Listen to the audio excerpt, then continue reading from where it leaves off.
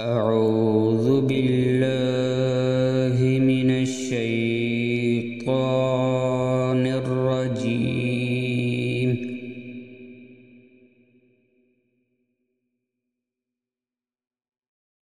بسم الله الرحمن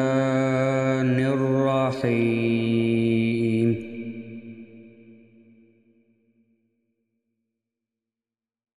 والذاريات ذروا فالحاملات وقرا فالجاريات يسرا فالمقسمات أمرا إنما توعدون لصادق وإن الدين لواقع والسماء ذات الحبك إنكم لفي قول مختلف يؤفك عنه من أفك قتل الخراصون.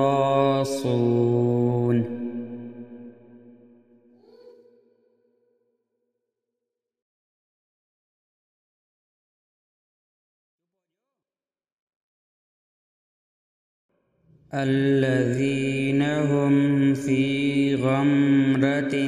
ساهون يسألون أيان يوم الدين يوم هم على النار يفتنون ذوقوا فتنتكم هذا الذي كنتم به تستعجلون إن المتقين في جنات وعيون آخذين ما آتاهم ربهم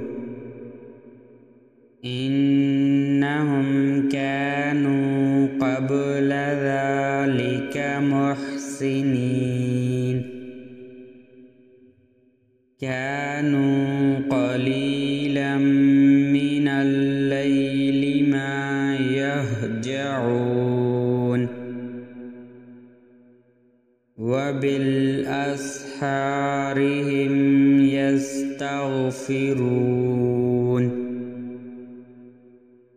وفي أموالهم حق للسائل والمحروم وفي الأرض آيات للموقنين وفي أنفسكم أفلا تبصرون وفي السماء رزقكم وما توعدون فورب السماء والأرض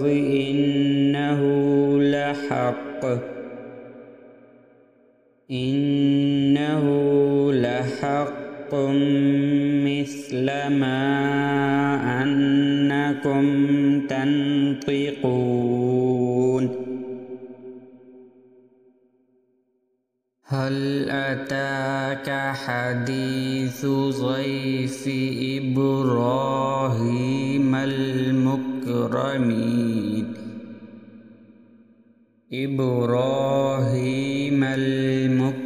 المكرمين إذ دخلوا عليه فقالوا سلاما قال سلام قوم منكرون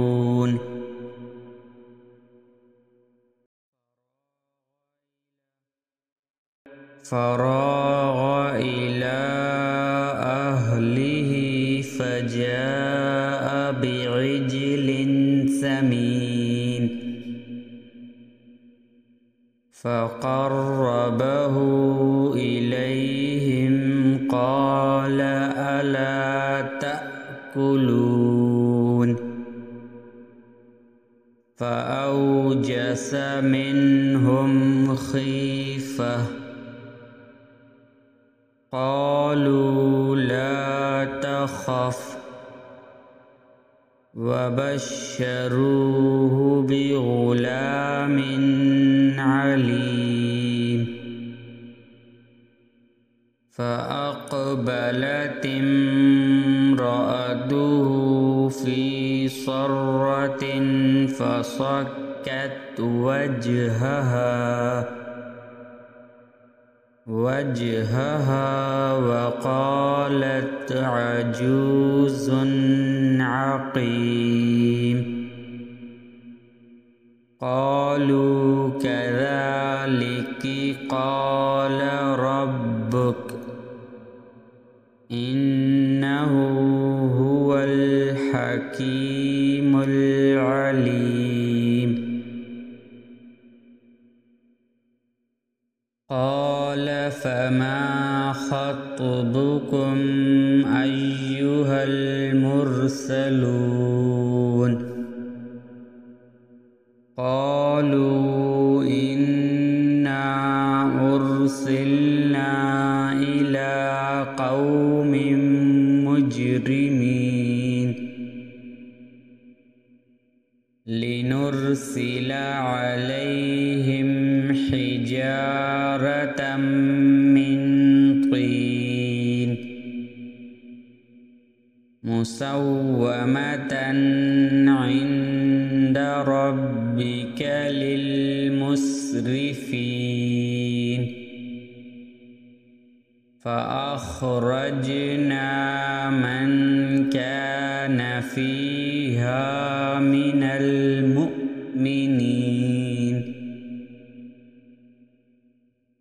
فما وجدنا فيها غير بيت من المسلمين وتركنا فيها آية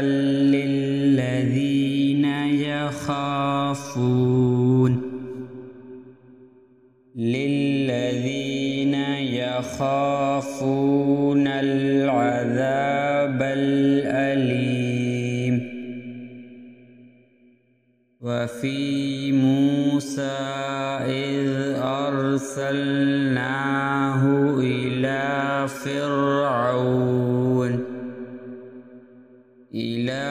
فرعون بسلطان مبين فتولى بركنه وقال ساحر أو مجنون فأخذناه وجنوده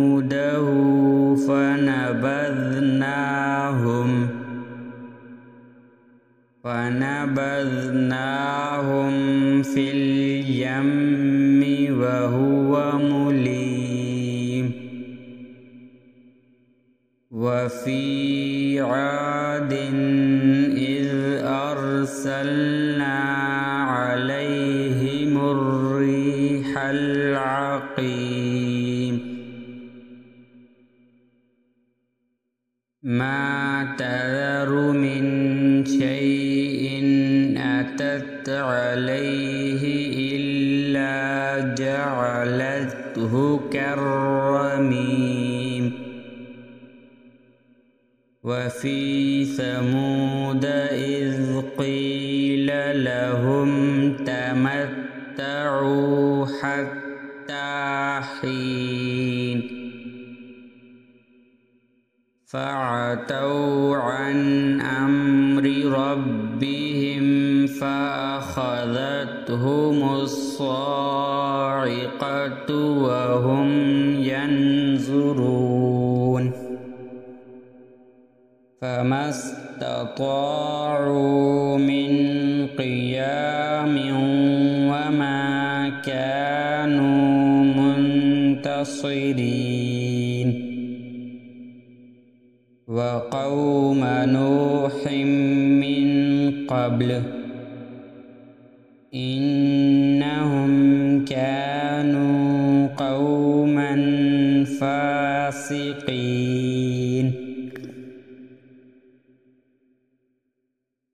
والسماء بنيناها بأيد وإنا لموسعون والأرض فرشناها فنعم الماهدون ومن كل شيء خلقنا زوجين لعلكم تذكرون ففروا إلى الله إني لكم منه نذير مبين ولا تجعلوا مع الله إلها آخر إني لكم منه نذير مبين كذلك ما أتى الذين من قبلهم من رسول إلا قالوا ساحر أو مجنون أتواصوا به بل هم قوم طاغون فتول عنهم فما أنت بملوم وذكر فإن الذكرى تنفع المؤمنين وما خلقت الجن والإنس إلا ليعبدون ما أريد منهم من رزق وما أريد أن يطعمون إن الله هو الرزاق ذو القوة المتين فإن للذين ظلموا ذنوبا مثل ذنوب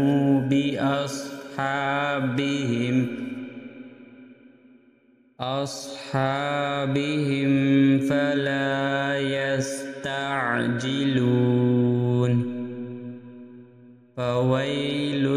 للذين كفروا من يومهم الذي يوعدون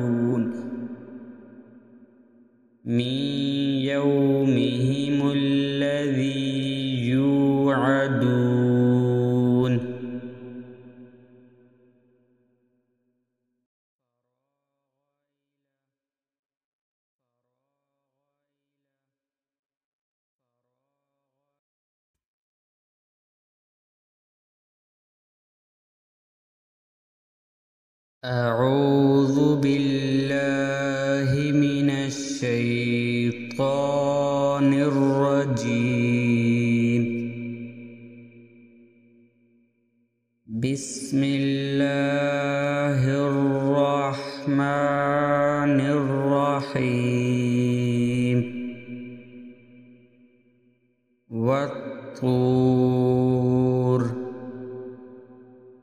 وكتاب مسطور في رق منشور والبيت المعمور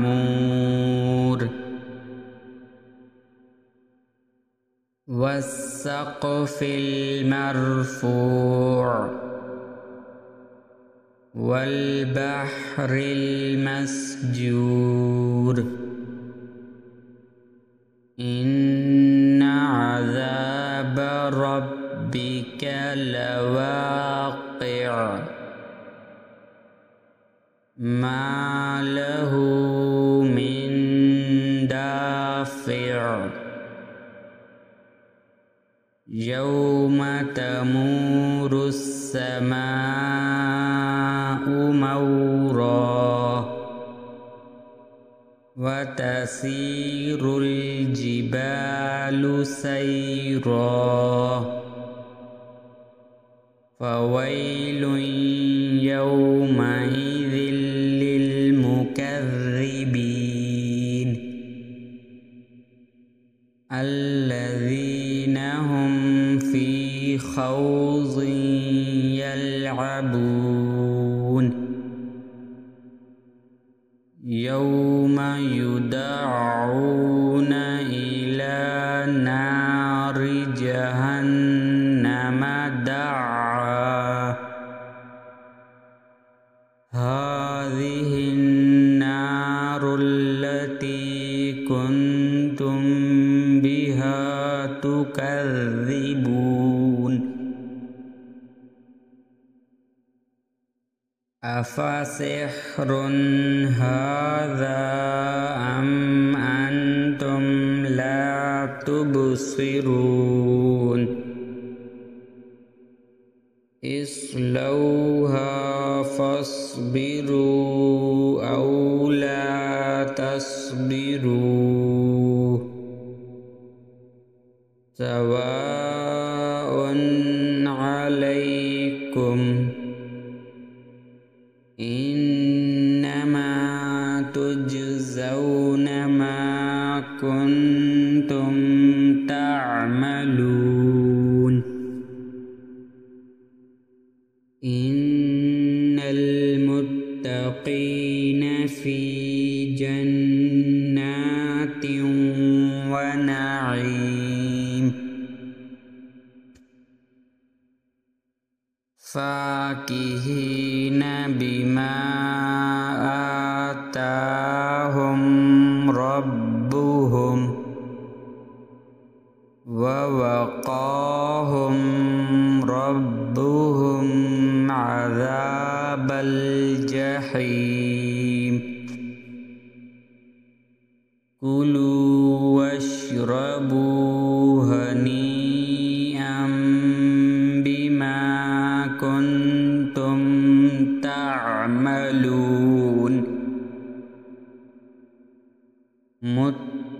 متكئين على سرر مصفوفة وزوجناهم بحور عين والذين آمنوا واتبعتهم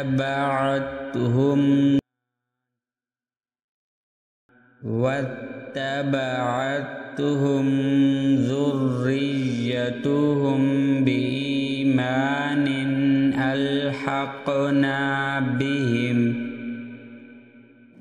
ألحقنا بهم ذريتهم وما ألتناهم من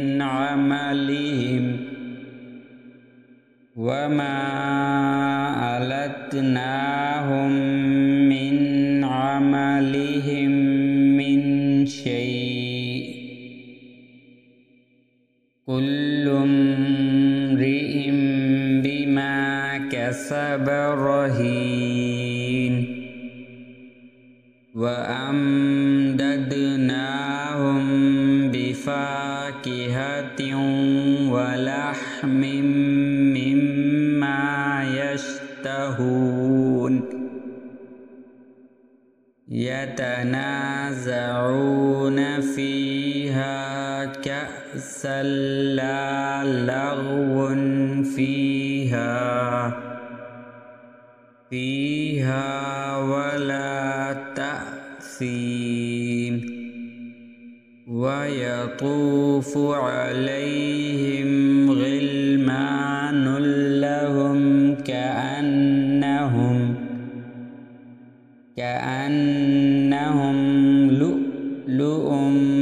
مكنون وأقبل بعضهم على بعض يتساءلون قالوا إنا كنا قبل في أهلنا مشفقين فمن الله علينا ووقانا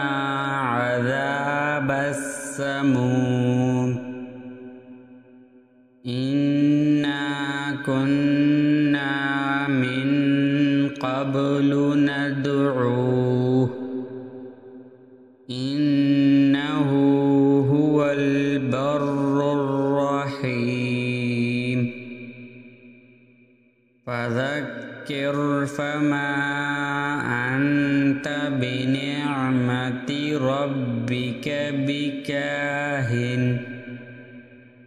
ربك بكاهن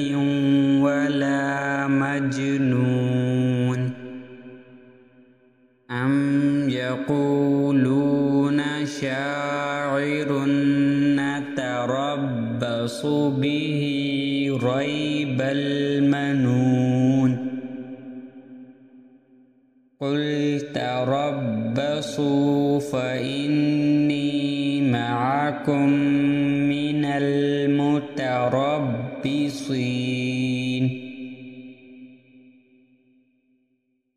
أم تأمرهم أحلامهم بهذا أم هم قوم طاغون أم يقولون تقوله بل لا يؤمنون فليأتوا بحديث مثله إن كانوا صادقين أم خلقوا من غير شيء أم هم الخالقون أم خلقوا السماوات والأرض بل لا يوقنون أم عندهم خزائن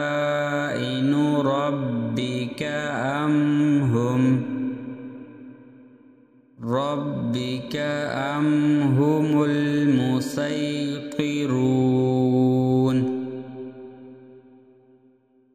أم لهم سلم يستمعون فيه فليأت مستمعهم بسلطان مبين أم له البنات ولكم البنون أم تسألهم أجرا فهم من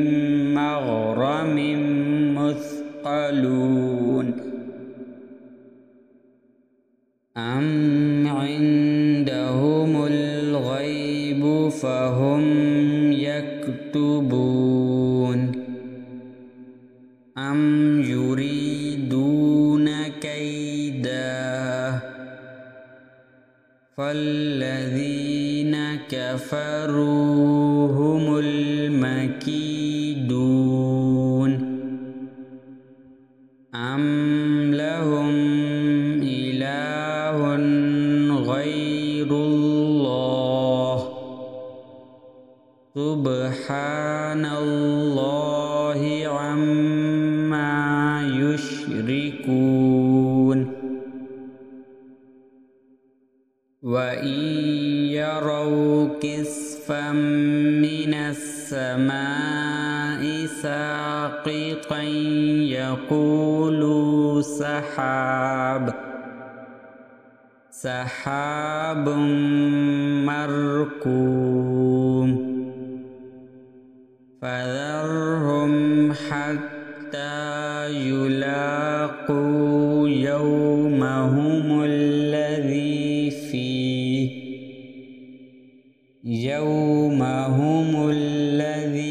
فيه يصعقون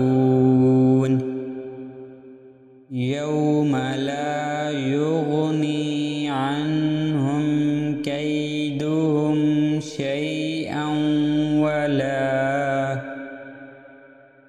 شيئا ولا هم ينصرون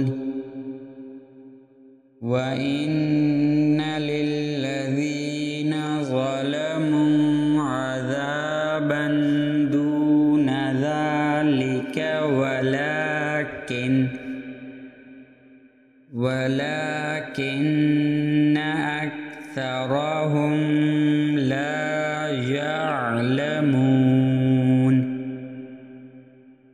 واصبر لحكم ربك فإنك بأعيننا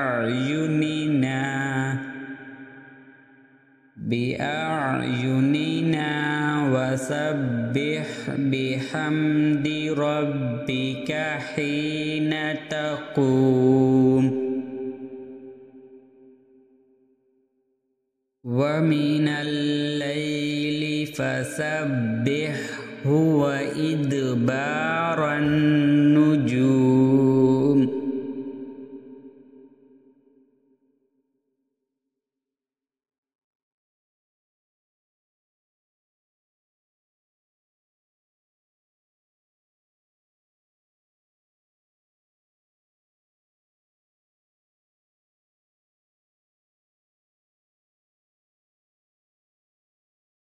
أعوذ بالله من الشيطان الرجيم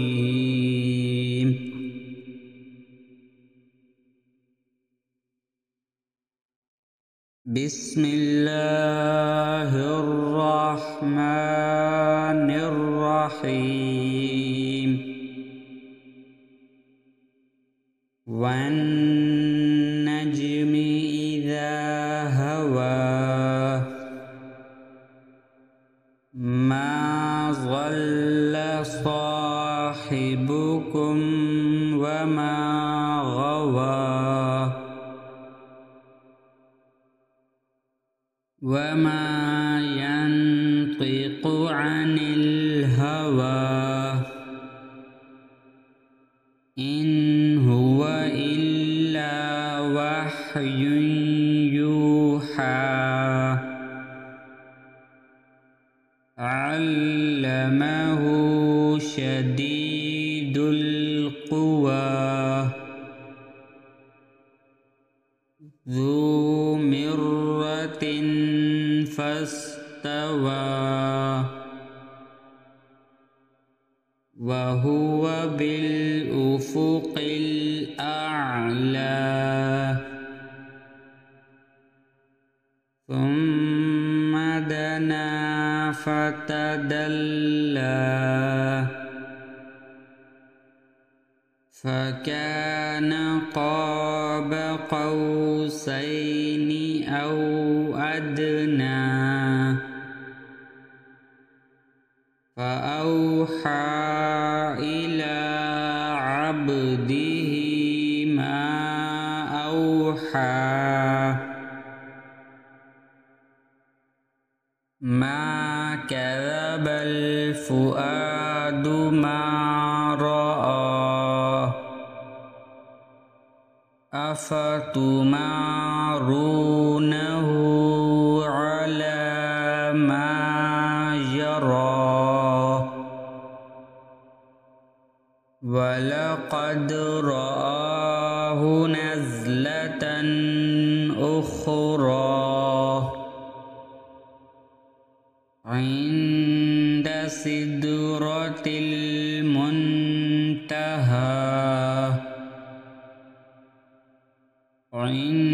عندها جنة المأوى إذ يغشى السدرة ما يغشى ما زاغ البصر وما طغى لقد رأى من آيات ربه الكبرى أفرأيتم اللات والعزى ومناة الثالثة الأخرى ألكم الذكر وله الأنثى تلك إذا قسمة ضيزى إن هي إلا أسماء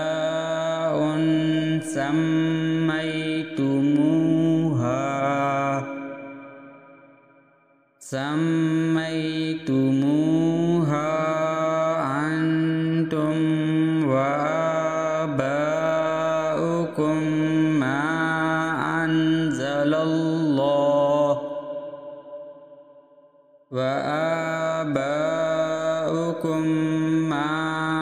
أنزل الله بها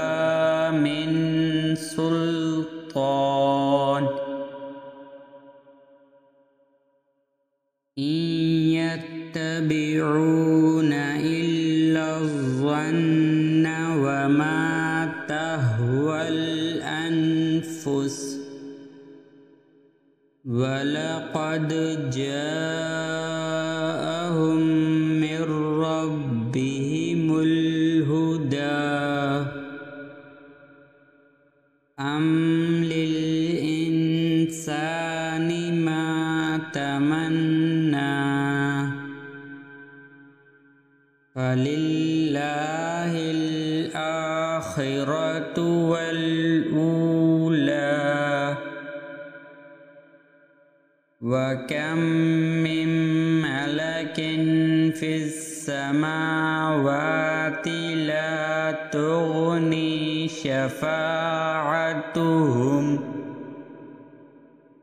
شفاعتهم شيئا إلا من بعد أن يأذن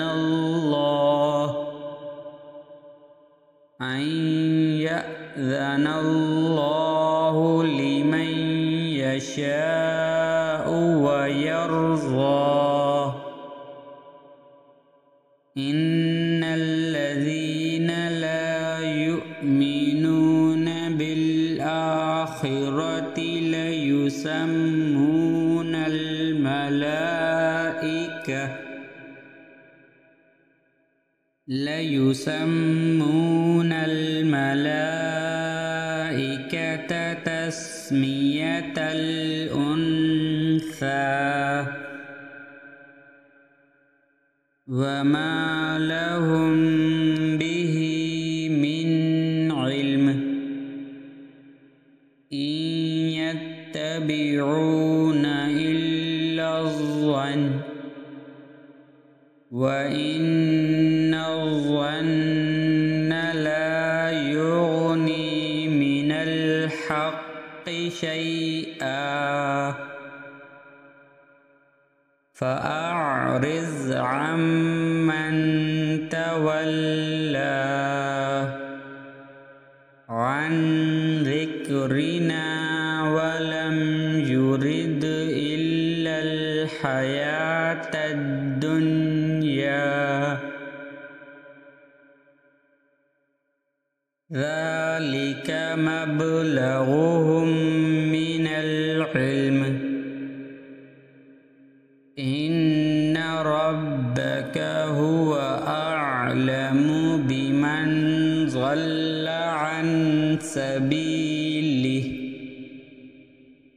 عن سبيله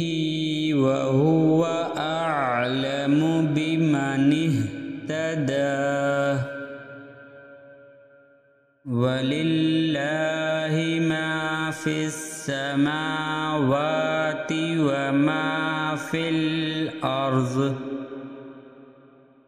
وما في الأرض ليجزي الذين أساءوا بما عملوا ويجزي الذين أحسنوا بالحسنى الذين يجتنبون كبائر الإثم والفواحش إلا اللمم إن ربك واسع المغفرة هو أعلم بكم إذ أنشأكم من الأرض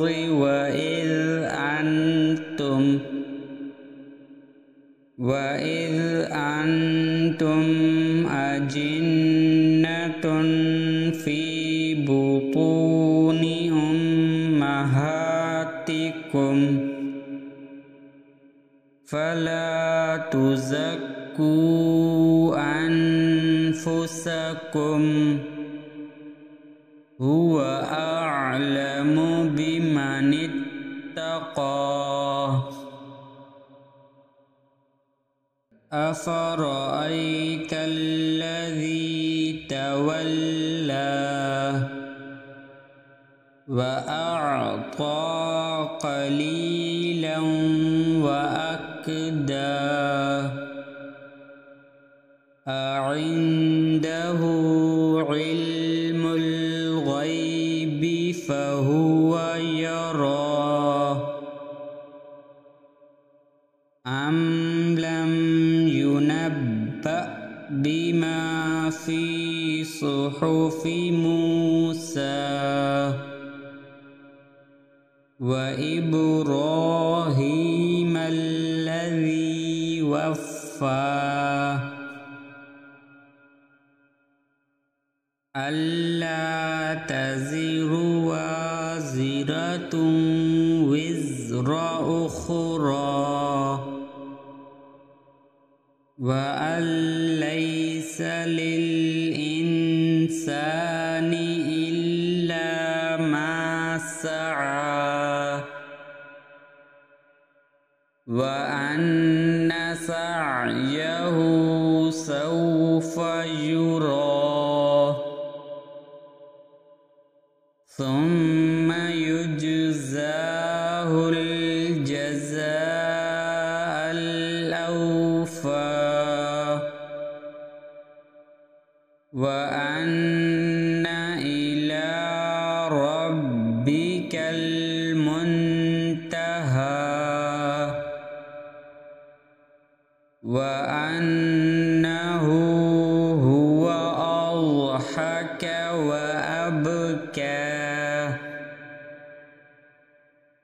وأنه هو أمات وأحيا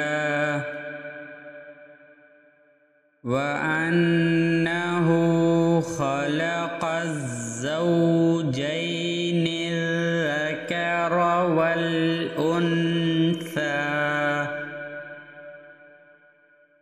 من نطفة إذا تمنى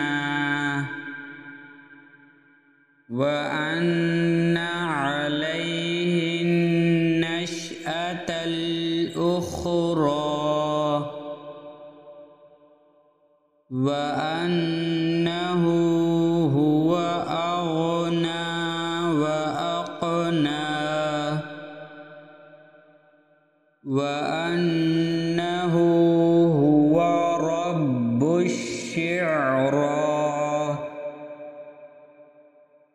وأنه أهلك عادا الأولى وثمود فما أبقى وقوم نوح من قبل إنهم كانوا هم أظلم وأطغى والمؤتفكة أهوى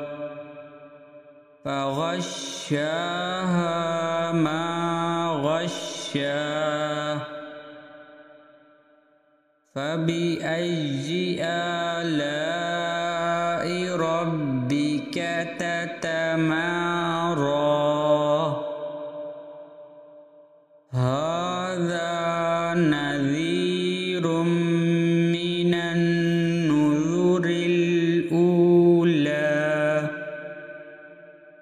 أزفت الآزفة ليس لها من دون الله كاشفة أفمن هذا الذي تعجبون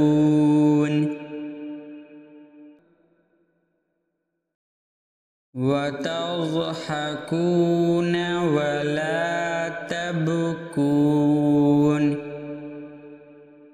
وأنتم سامدون فاسجدوا لله واعبدوه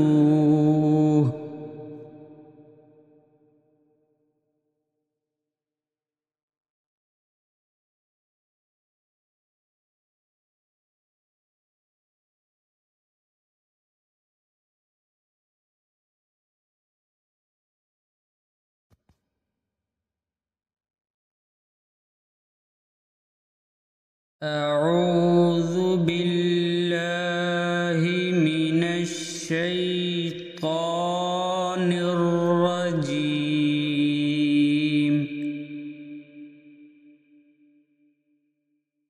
بسم الله الرحمن الرحيم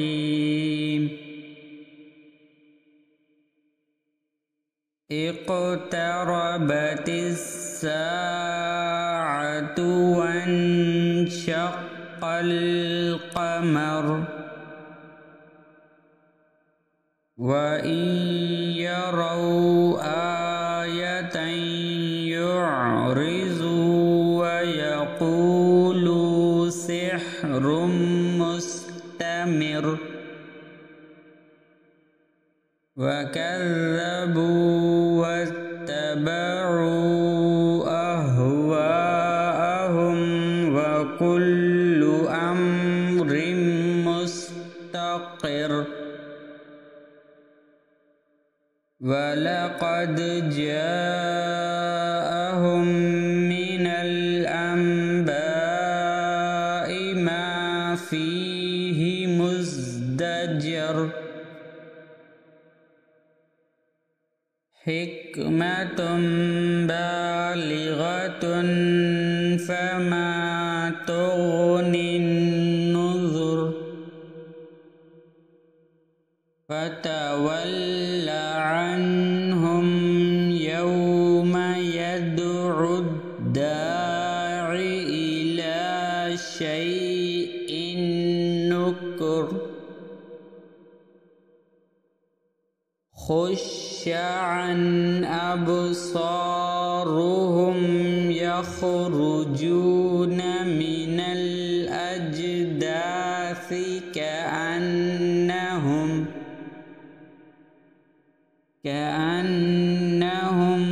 جراد منتشر مهطعين إلى الداع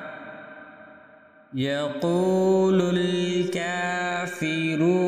هذا يوم عسر كذبت قبلهم قوم نوح فكذبوا عبدنا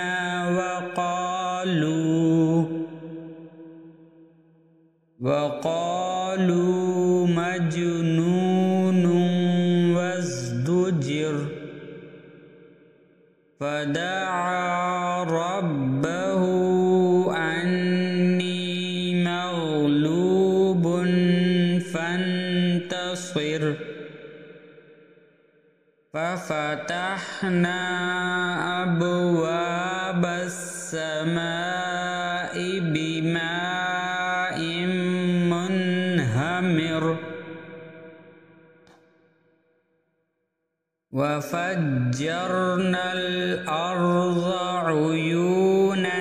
فالتقى الماء على أمر قد قدر وحملناه على ذات ألواح ودسر تجري بأعيننا جزاء لمن كان كفر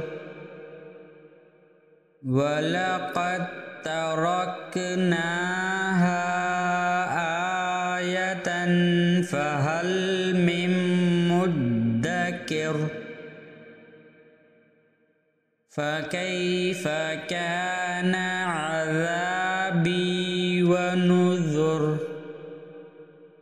ولقد يسرنا القرآن للذكر فهل من مدكر كذبت عاد فكيف كان عذابي ونذر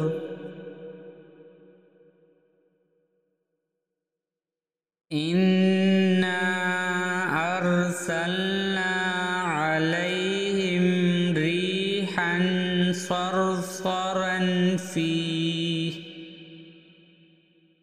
صرصرا في يوم نحس مستمر تنزع الناس كأنهم أعجاز نخل منقعر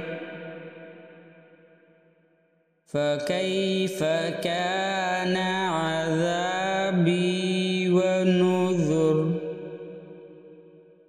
ولقد يسرنا القرآن للذكر فهل من مدكر كذبت ثمود بالنذر فقالوا أبشرا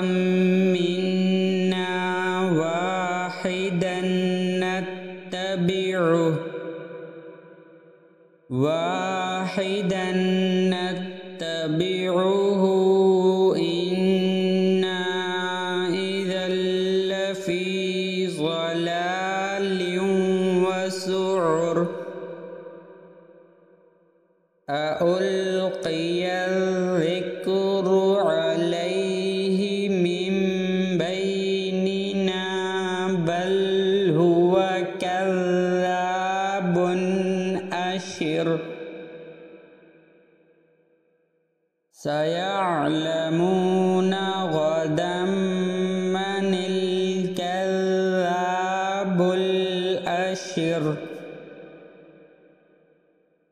إنا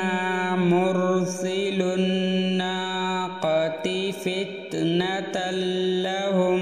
فارتقبهم واصطبر ونبئهم أن الماء قسمة بينهم كل شرب محتضر فنادوا صاحبهم فتعاطى فعقر فكيف كان عذابي ونذر إنا أرسلنا عليهم صيحة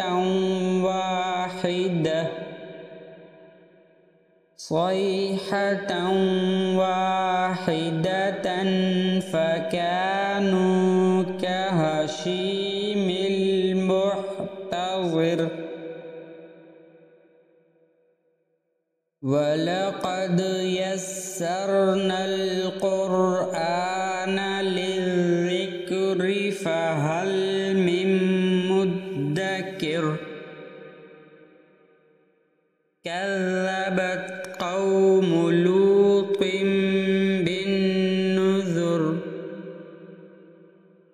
إنا أرسلنا عليهم حاصبا إلا آل لوط نجيناهم بسحر نعمة من عندنا كذلك نجزي من شكر ولقد أنذرهم بطشتنا فتماروا بالنذر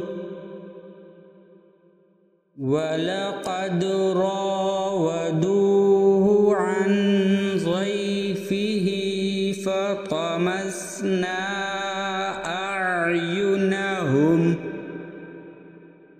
أعينهم فذوقوا عذابي ونذر ولقد صبحهم بكرة عذاب مستقر فذوقوا عذابي ونذر ولقد يسرنا القرآن للذكر فهل من مدكر ولقد جاء آل فرعون النذر كذبوا بآياتنا كلها فأخذناهم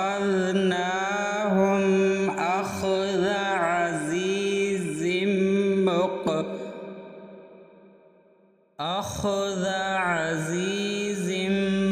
مقتدر أكفاركم خير من أولئكم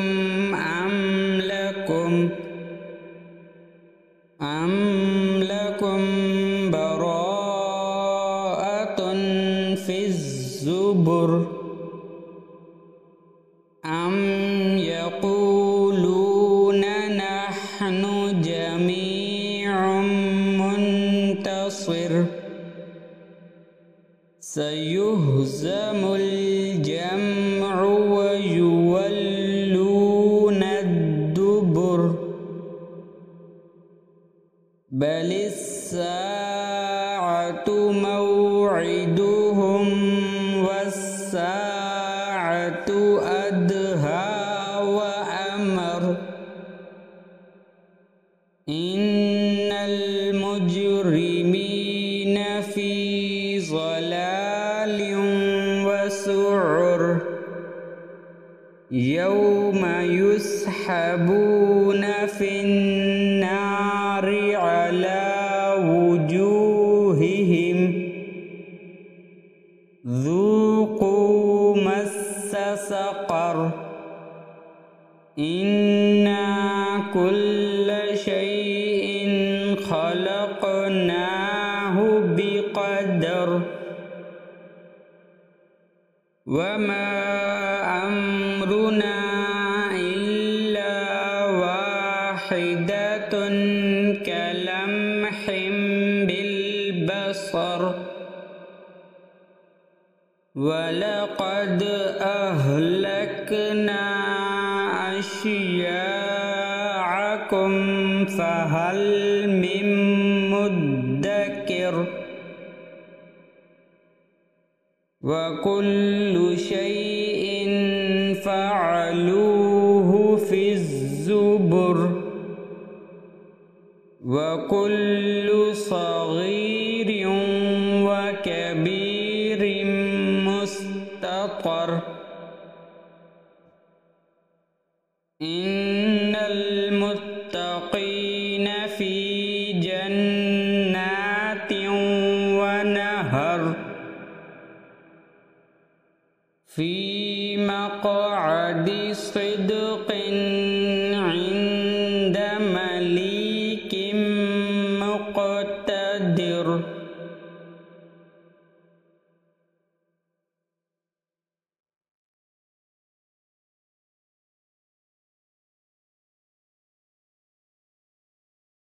أعوذ بالله من الشيطان الرجيم بسم الله الرحمن الرحيم الرحمن علم القرآن خلق الإنسان علمه البيان الشمس والقمر بحسبان والنجم والشجر يسجدان والسماء رفعها ووضع الميزان ألا تطغوا في الميزان وأقيموا الوزن بالقسط ولا تخسروا الميزان والأرض وضعها للأنام فيها فاكهة والنخل ذات الأكمام والحب ذو العصف والريحان فبأي آلاء ربكما تكذبان خلق الإنسان من صلصال كالفخار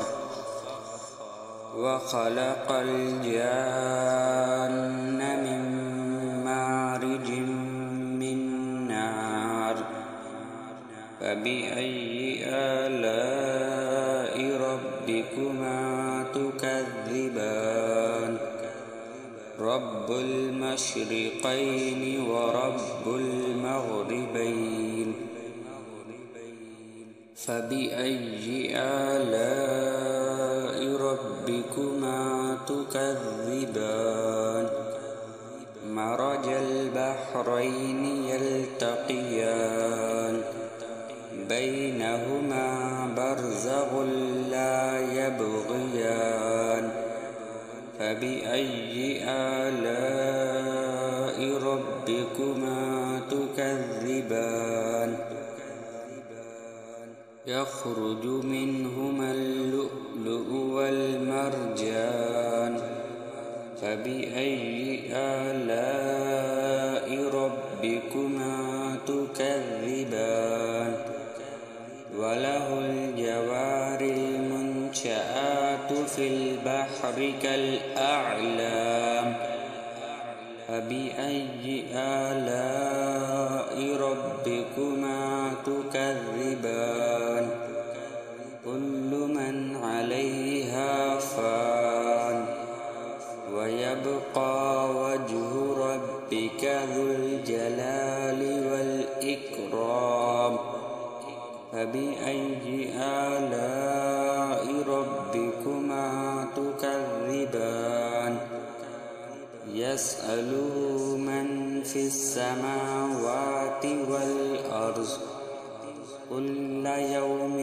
هو في شأن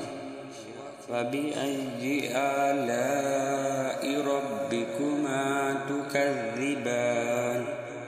سنفرغ لكم أيها الثقلان فبأي آلاء ربكما تكذبان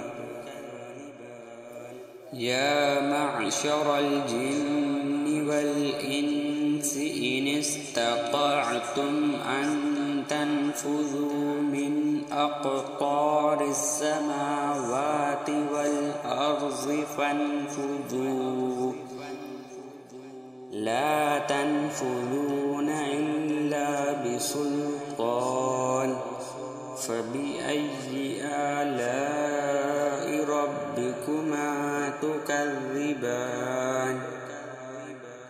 يرسل عليكما شواظ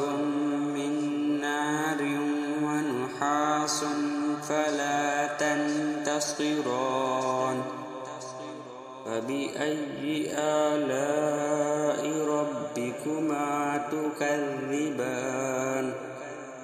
وإذا انشقت السماء فكانت وردة كالدهان فبأي آلاء ربكما تكذبان فيومئذ لا يسأل عن ذنبه إنس ولا جان فبأي آلاء ربكما تكذبان يعرف المجرمون بسيماهم فيؤخذ بالنواصي والأقدام فبأي آلاء ربكما تكذبان هذه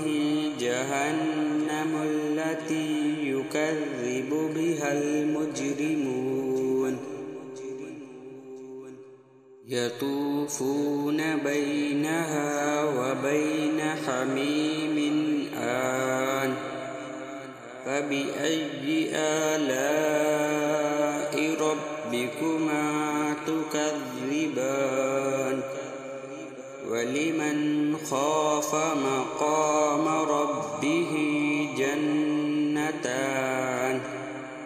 فبأي آلاء ربكما تكذبان ذواتا أفنان فبأي آلاء ربكما تكذبان فيهما عينان تجريان فبأي آلاء ربكما تكذبان فيهما من كل فاكهة زوجان فبأي آلاء ربكما تكذبان متكئين على فرش بطائنها من استبرق وجنى الجنتين دان فبأي آلاء ربكما تكذبان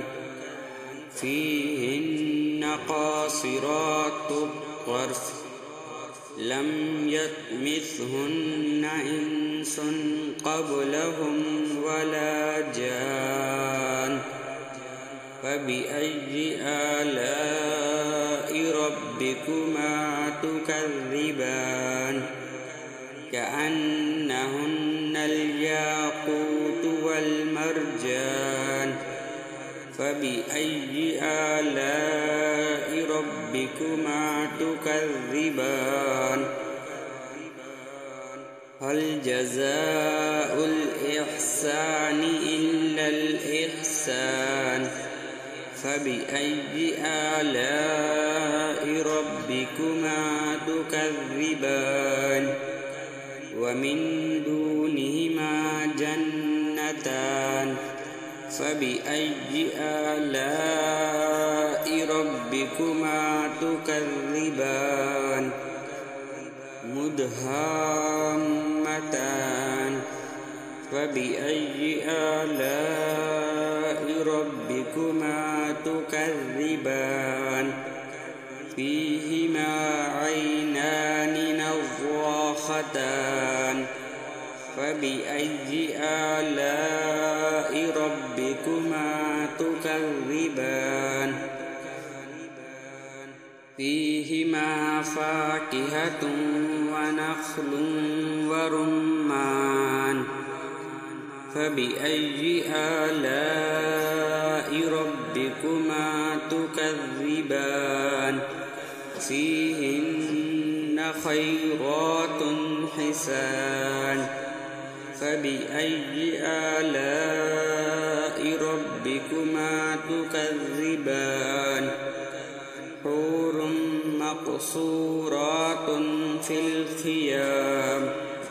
فبأي آلاء ربكما تكذبان لم يطمثهن إنس قبلهم ولا جان فبأي آلاء ربكما تكذبان متكئين على رفرف خضر وعبقري حسان فبأي آلاء ربكما تكذبان تبارك اسم ربك ذي الجلال والإكرام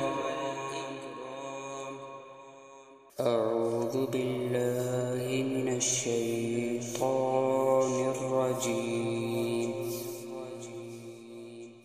بسم الله الرحمن الرحيم إذا وقعت الواقعة ليس لوقعتها كاذبة خافضة رافعة إذا رجت الأرض رجا وبست الجبال بسا فكانت هباء منبثا وكنتم أزواجا ثلاثة فأصحاب الميمنة ما أصحاب الميمنة وأصحاب المشأمة ما أصحاب المشأمة والسابقون السابقون أولئك المقربون في جنات جنات النعيم ثلة من الأولين وقليل من الآخرين على سرر موضونة متكئين عليها متقابلين يطوف عليهم ولدان مخلدون بأكواب وأباريق وكأس من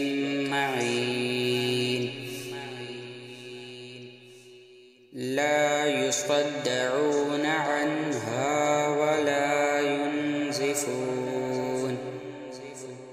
وفاكهة مما يتخيرون ولحم طير مما يشتهون وحور عين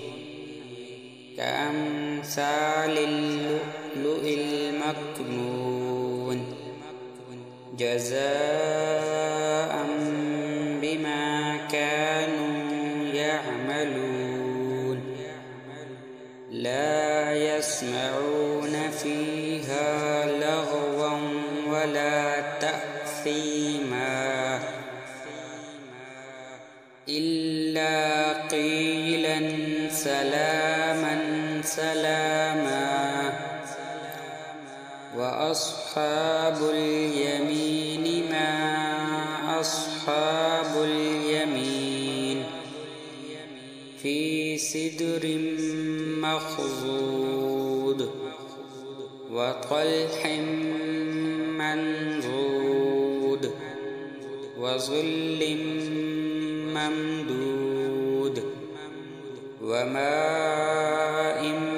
مسكوب وفاكهة كثيرة لا مقطوعة ولا ممنوعة وفرش مرفوعة إنا أنشأناهن إنشاء فجعلناهن أبكارا عربا أترابا لأصحاب اليمين ثلة من الأولين وثلة من الآخرين وأصحاب الشمال ما أصحاب الشمال في سموم وحميم وظل من يحموم لا بارد ولا كريم إنهم كانوا قبل ذلك مترفين وكانوا يصرون على الحنث العظيم وكانوا يقولون أإذا متنا وكنا ترابا وعظاما أإنا لمبعوثون أو آباؤنا الأولون قل إن الأولين والآخرين لمجموعون إلى ميقات يوم معلوم ثم إنكم أيها الضالون المكذبون لآكلون من شجر من زقوم فمالئون منها البطون فشاربون عليه من الحميم فشاربون شرب الحيم هذا نزلهم يوم الدين نحن خلقناكم فلولا تصدقون أفرأيتم ما تمنون أأنتم تخلقونه أم نحن الخالقون نحن قدرنا بينكم الموت وما نحن بمسبوقين على أن نبدل أمثالكم وننشئكم فيما لا تعلمون ولقد علمتم النشأة الأولى فلولا تذكرون أفرأيتم ما تحرثون أأنتم تزرعونه أم نحن الزارعون لو نشاء لجعلناه حطاما فظلتم تفكهون إنا لمغرمون بل نحن محرومون أفرأيتم الماء الذي تشربون أأنتم أنزلتموه من المزن أم نحن المنزلون لو نشاء جعلناه أجاجا فلولا تشكرون أفرأيتم النار التي تورون أأنتم أنشأتم شجرتها أم نحن المنشئون نحن جعلناها تذكرة ومتاعا للمقوين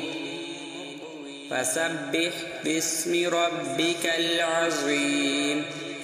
فلا أقسم بمواقع النجوم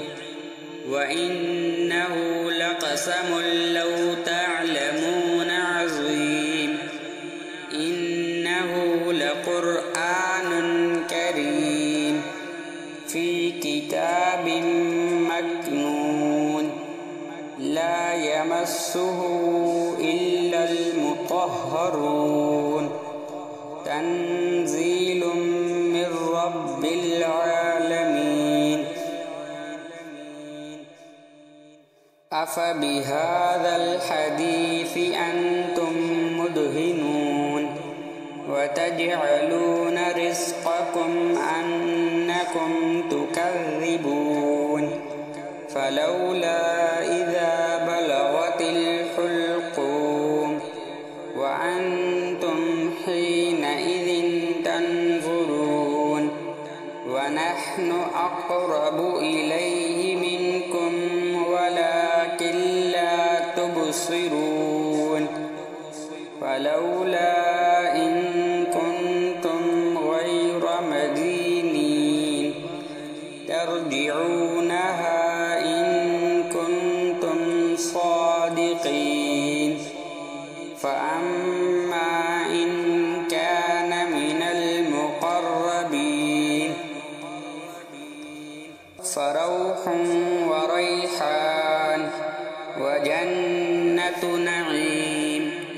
وأما إن كان من أصحاب اليمين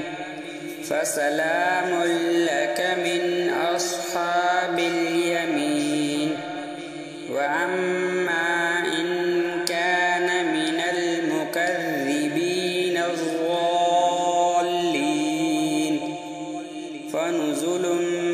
من حميم وتصلية جحيم إن هذا لهو حق اليقين فسبح باسم ربك العظيم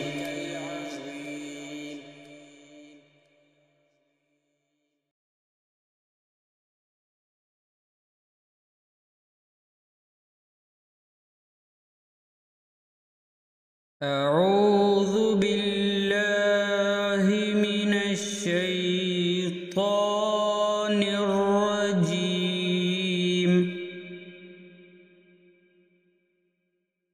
بسم الله الرحمن الرحيم سبح لله ما في السماوات والأرض وهو العزيز الحكيم له ملك السماوات والأرض يحيي ويميت وهو على كل شيء قدير هو الأول والآخر والظاهر والباطن وهو بكل شيء عليم هو الذي خلق السماوات والأرض في 6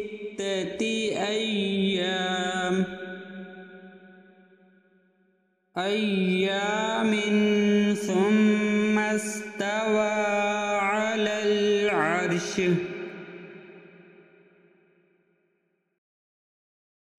يعلم ما يلج في الأرض وما يخرج منها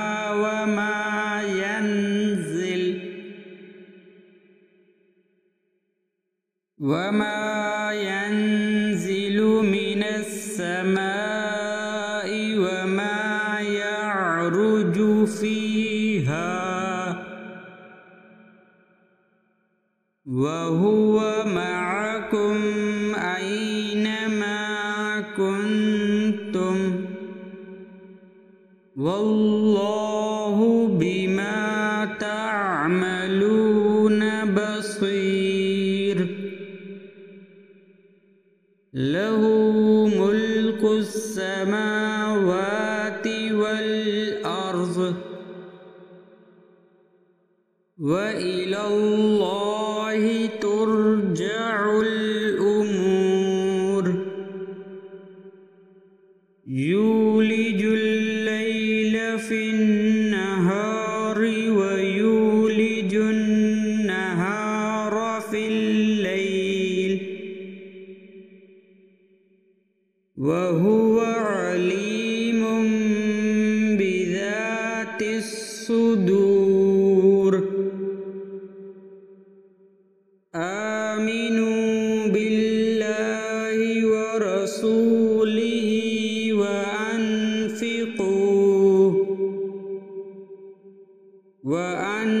وأنفقوا مما جعلكم مستخلفين فيه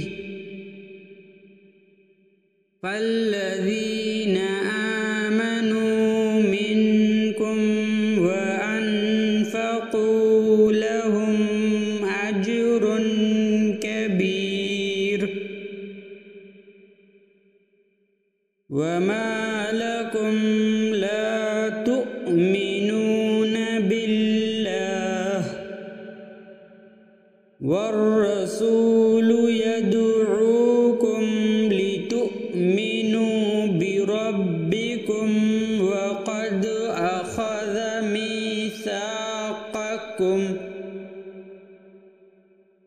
وقد أخذ ميثاقكم إن كنتم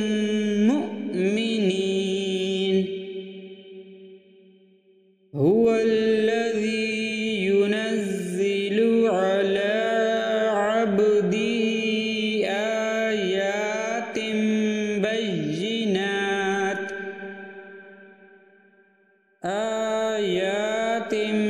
بينات ليخرجكم من الظلمات إلى النور وإن الله بكم لرؤوف رحيم وما لكم ألا تنفقوا في سبيل الله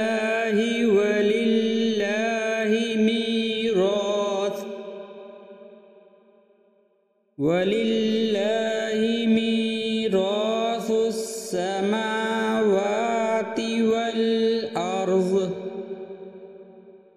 لا يستوي منكم من أنفق من قبل الفتح وقاتل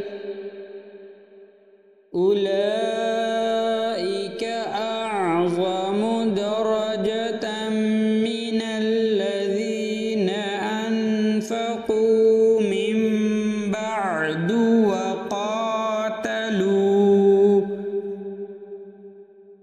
وكلا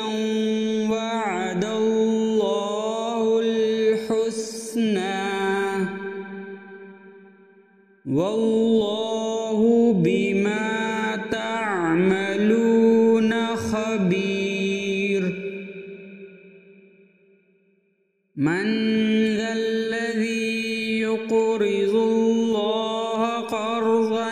حسنا فيضاعفه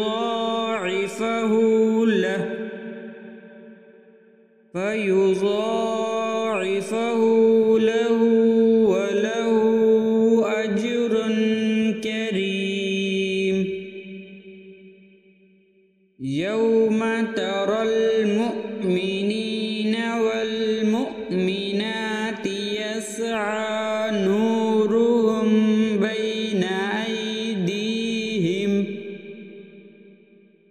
بين أيديهم وبأيمانهم بشراكم اليوم جنات تجري من تحتها الأنهار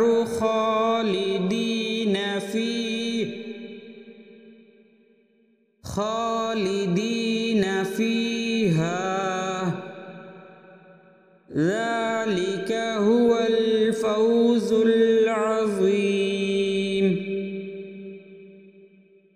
يوم يقول المنافقون والمنافقات للذين آمنوا انظرونا نقتبس من نوركم قيل ارجعوا وراءكم فالتمسوا نورا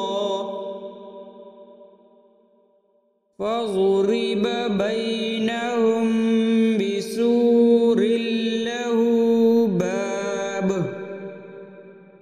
باطنه فيه الرحمة وظاهره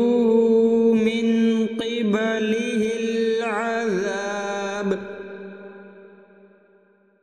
ينادونهم ألم نكن معكم قالوا بلى ولكنكم فتنتم أنفسكم وتربصتم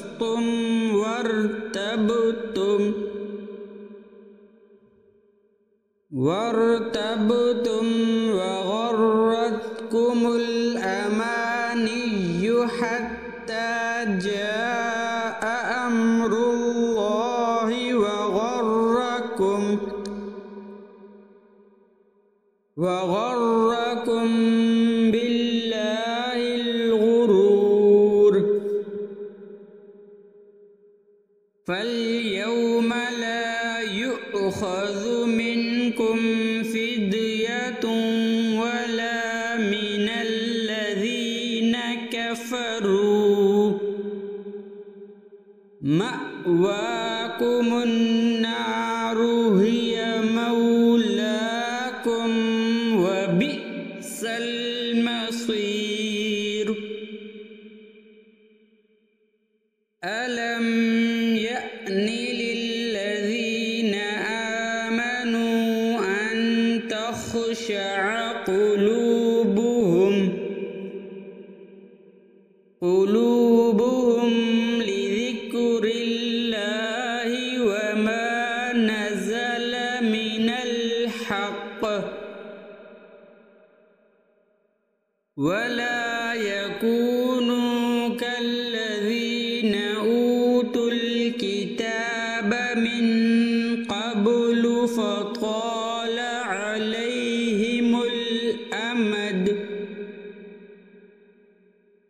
عليهم الأمد فقست قلوبهم وكثير منهم فاسقون اعلموا أن الله يحيي الأرض بعد موتها قد بينا لكم الآيات لعلكم تعقلون إن المصدقين والمصدقات وأقرضوا الله قرضا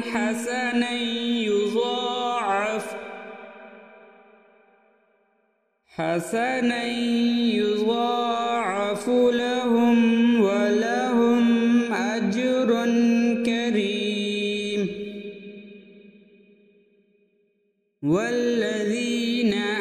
آمنوا بالله ورسله أولئك هم الصديقون والشهداء عند ربهم لهم أجرهم ونورهم والذين كفروا وكذبوا بآياتنا أولئك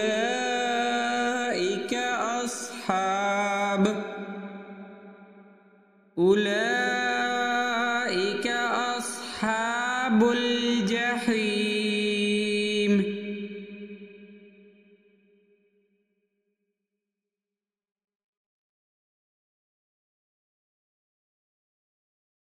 اعلموا أنما الحياة الدنيا لعب ولهو وزينة وتفاخر بينكم وتكاثر في الأموال والأولاد كمثل غيث أعجب الكفار نباته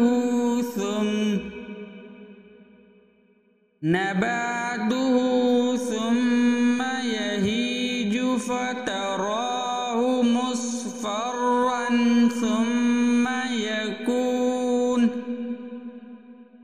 ثم يكون حطاما وفي الآخرة عذاب شديد ومغفرة من الله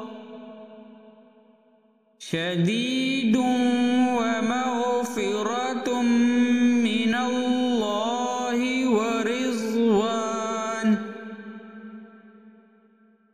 وما الحياة الدنيا إلا متاع الغرور سابقوا إلى مغفرة من ربكم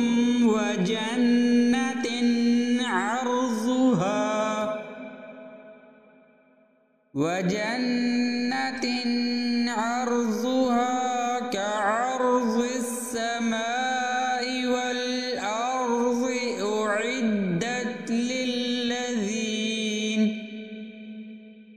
أعدت للذين آمنوا بالله ورسله ذلك فضل الله يؤتيه من يشاء والله ذو الفضل العظيم ما أصاب من مصيبة في الأرض ولا في أنفسكم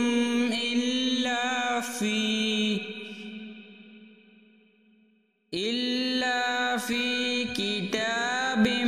من قبل أن نبرأها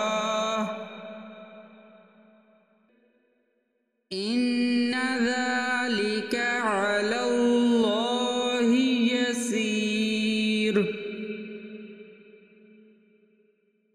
لكي لا تأسوا على ما فاتكم ولا تفرحوا بما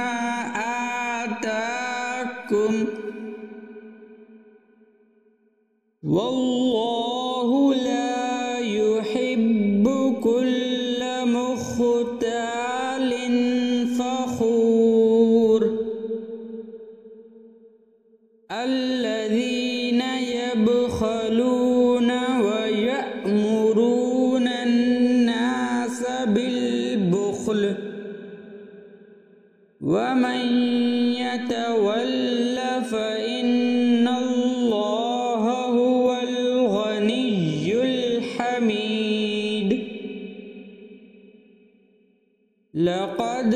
أرسلنا رسلنا بالبينات وأنزلنا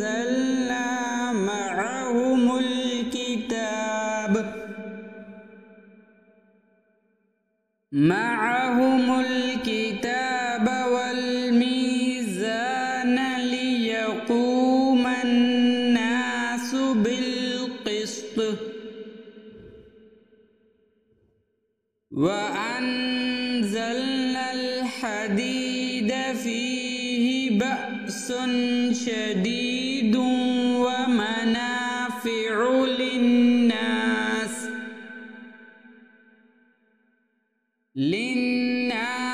وليعلم الله من ينصره ورسله بالغيب إن الله قوي عزيز ولقد أرسلنا نوحا وإبراهيم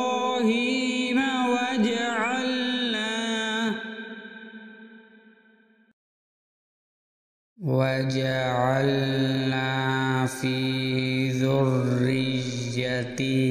النبوة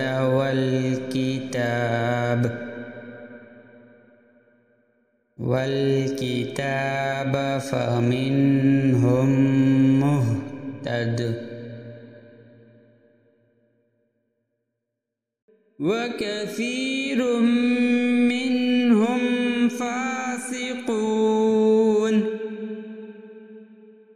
ثم قفينا على آثارهم آثارهم برسلنا وقفينا بعيسى ابن مريم وآتيناه الإنجيل وجعلنا في قلوب الذين اتبعوه رأفة ورهبانية ابتدعوها ما كتبناها عليهم إلا ابتغاء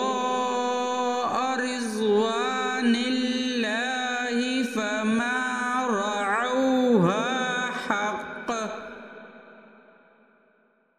فما رعوها حق رعايتها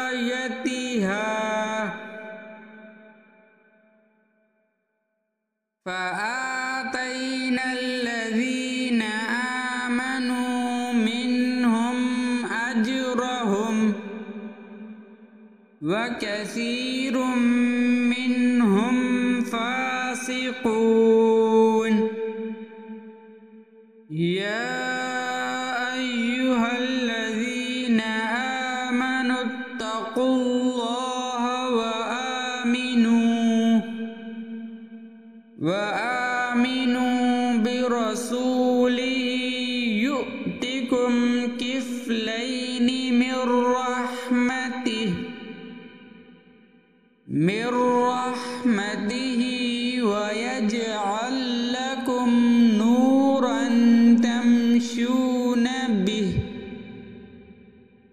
نورا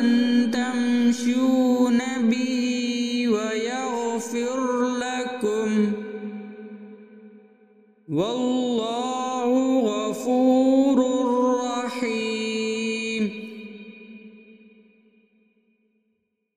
لئلا يعلم أهل الكتاب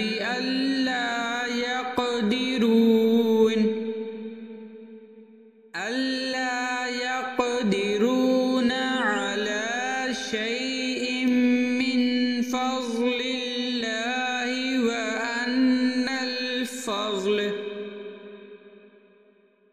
وأن الفضل بيد الله يؤتيه من